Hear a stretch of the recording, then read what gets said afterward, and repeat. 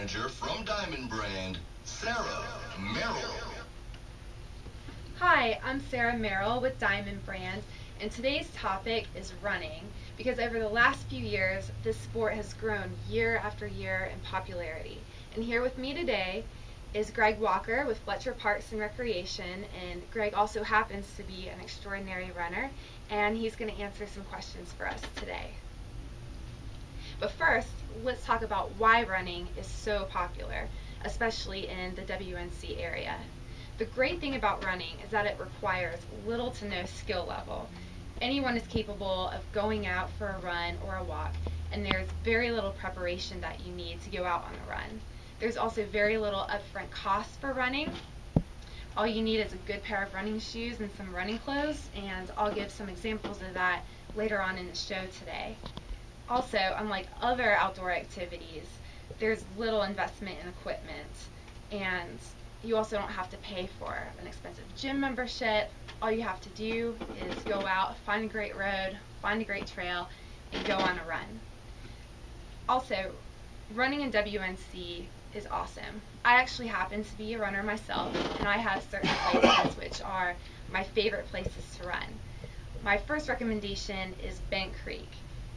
This is such a beautiful place to run. It's right here in Asheville by the NC Arboretum, and there's a great mix of dirt trails, gravel roads, all different kinds of terrain. You can choose different kinds of mileage. You can even choose an easier run like Hard Times Road compared to a more strenuous run like the Shut-In Trail, or my favorite, which is the South Ridge Trail.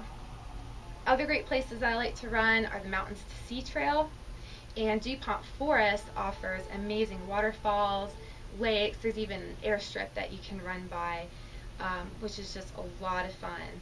There's even great places right here in Hendersonville. There's Patton Park and Jackson Park, which have a greenway that connects them. And there's Fletcher Community Park, which Greg is actually the director of Fletcher Parks and Rec. And Greg, do you have any favorite places you like to run? Yes, Sarah, you mentioned our greenway. We've got about 3.5 miles of greenway at Fletcher Park. Just a great place, and particularly for beginners because it's all flat, a lot of it's shaded. And then also my favorite personal place is DuPont Forest that you've already mentioned. Right. DuPont is a great place to run. They just had the DuPont Forest Half Marathon there, which I ran, and Greg directed that race, and that's just a gorgeous, gorgeous place. So switching gears a little bit, as far as what to wear on a run, there's so many different options. Like we mentioned, comfortable shoes are really important, and whether you're just getting into running or you're a hardcore competitor, you definitely want to get professionally fit for your shoes. And Diamond Brand does offer professional footwear fitting, and they go through that whole process with you. And we will have a show later on this month which will talk about footwear fitting. We do have board certified footwearths on staff for that.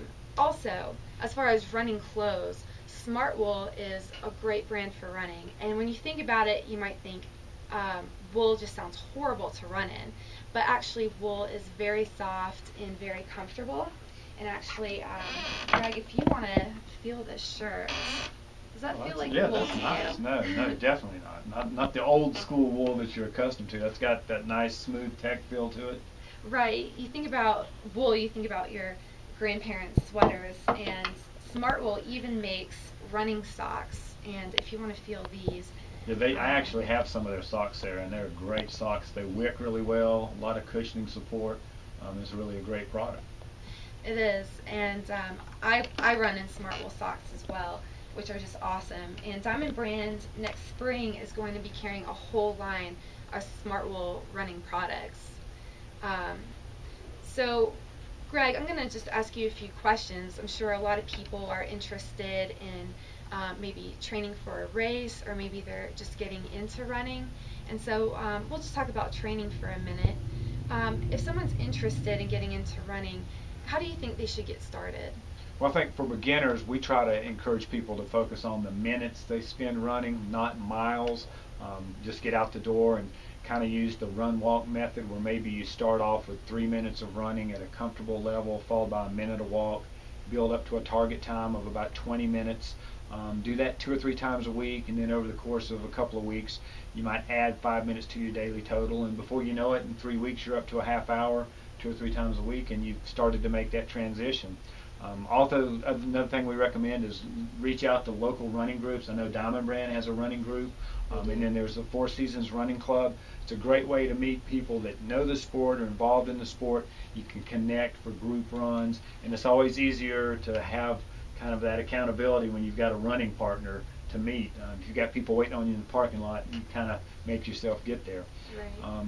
And then you've already mentioned it, but one of the probably the most important thing a runner can do is go and get fitted for the right pair of shoes. That's your best tool. It's going to make sure that you're safe. It's going to make the experience a positive piece. So go ahead and go out and go to Diamond Brand and get fitted for shoes that really are going to help you get started. Great.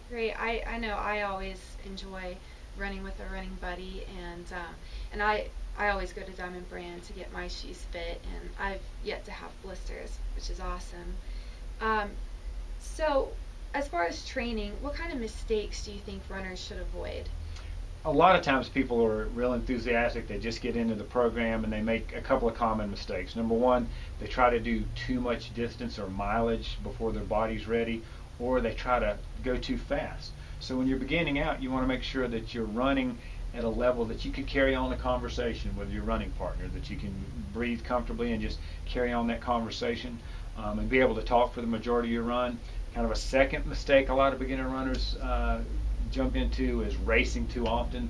The race bug is really contagious. It's a fun place to be out on an event day doing 5Ks and 10Ks, and there's so many great races in Western North Carolina. But if you're not careful, you kind of race yourself into the ground and you get injured, because normally most people will go 10 or 15% harder on a race day than they ever do in training, and you start compiling that weekend after weekend, it can lead to overuse injuries.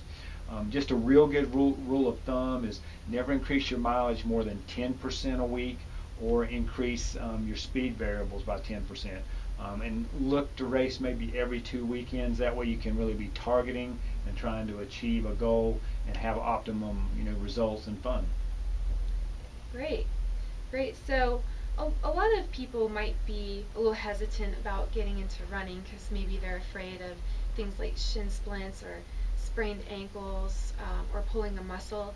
Do you have any recommendations on things that runners can do to avoid those kinds of injuries? Yeah, there's a couple of simple things consistently. Number one, we've talked about, buy yourself a good pair of shoes. Number two, get involved in some type of flexibility program, whether that's yoga or just some daily stretching to kind of move your muscles. Go in and get fitted. It's worth the money and time. And then kind of create a training plan. What is my goal? Is my goal weight loss? Do I want to run a 5K, a half marathon, or just social running? So you want to make sure that every run that you have going out the door, you've got a plan for what you're trying to achieve that day, whether you're doing hills to build strength, whether it's track work to work on speed, or whether you're doing long runs to kind of work on your endurance and pace. Also, if you're really kind of clueless as how to get started, reach out. There's certified coaches in the area. I'm a USA Track and Field Level 1 certified coach. You guys have Meredith, that's a RRCA certified coach. So kind of reach out and check with the coaches, and they can help build a plan for you. Then always recommend, look to do as much running on soft surface as you can. We've got some great areas that have soft surface. Bent Creek with their trails, Fletcher Park, most of our greenways soft surface. Bent Creek and DuPont and Lake Summit, all are great areas that are drivable within 15-20 minutes, so that you can get out, be on the soft surface, and not have that impact. And then for a beginner particularly, put a day of rest in between your runs so that you don't build up those cumulative aches and pains, and know that in 3 weeks most of those aches and pains are going to go away. That's right. And a lot of times when going on a run, sometimes you will get sore muscles and a little bit of fatigue, and I know for myself, if I end up getting sore muscles, sometimes a bath with Epsom salts helps. Do you have anything that you recommend for recovering? There's a great tool. It's called the Stick, and I think you guys probably carry it. It's a roller tool that you can use to roll the muscles after a run or before a run. It's a self-massage piece. I've got one sits by my nightstand, just does a great job, you know, after a hard workout or a long run, just using that thing 5 or 10 minutes to kind of roll the soreness and get it moved out of your body. And then ice massage is really great if you've got an area, say a knee or an ankle that's kind of tweaking.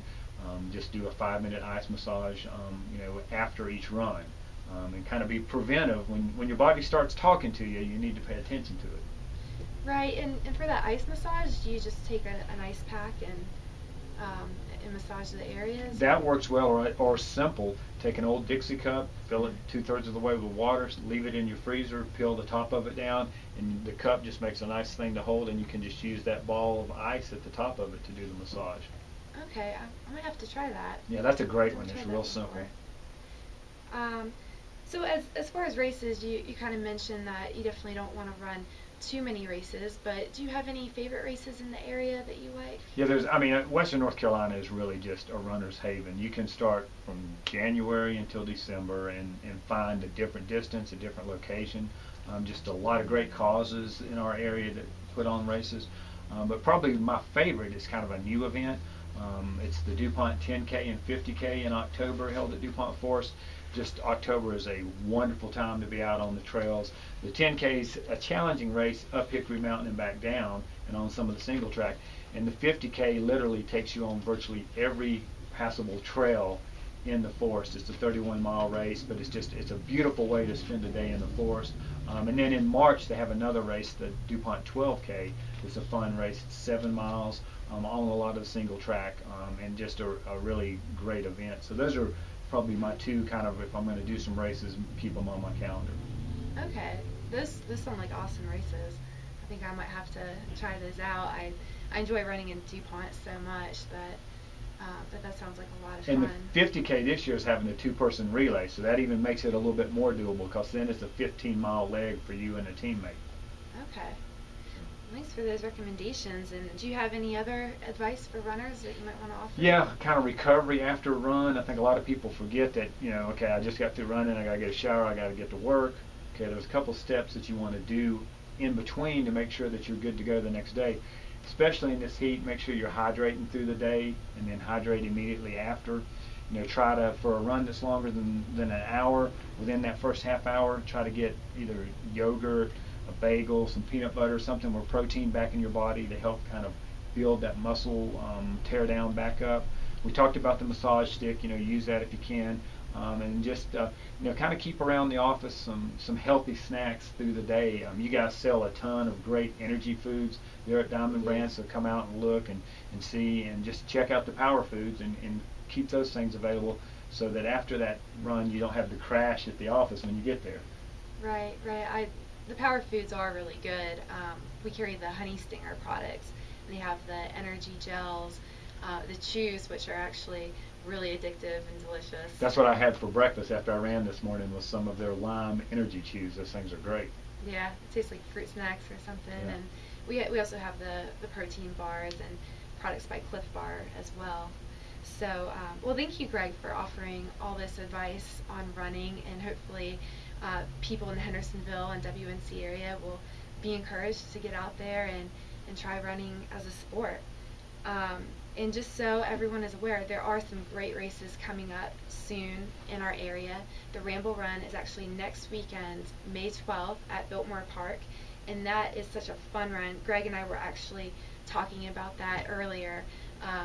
It is a challenging run, but it's also just very scenic and very beautiful there. And they'll actually be giving flowers away to all the mothers in celebration of the upcoming Mother's Day holiday. And that pretty much sums up our show for WNC Outdoors on WHKP featuring running. Be sure to visit Diamond Brand for all your outdoor needs and information. And also be sure to tune in next week, because we'll have a really great show about stand-up paddleboarding. This is such a cool sport, and it's fairly new, especially to this area. And we'll have Anna Levesque, who is an outstanding paddler and also an instructor and owner of Girls at Play, who will be coming on the show. So be sure to tune in to WHKP every Thursday at 10:45 with me, Sarah Merrell, for information on outdoor activities, and also be sure to visit Diamond Brand Outdoors, located at 2623 Hendersonville Road in Arden, or visit us on the web at www.diamondbrand.com/commerce. My contribution.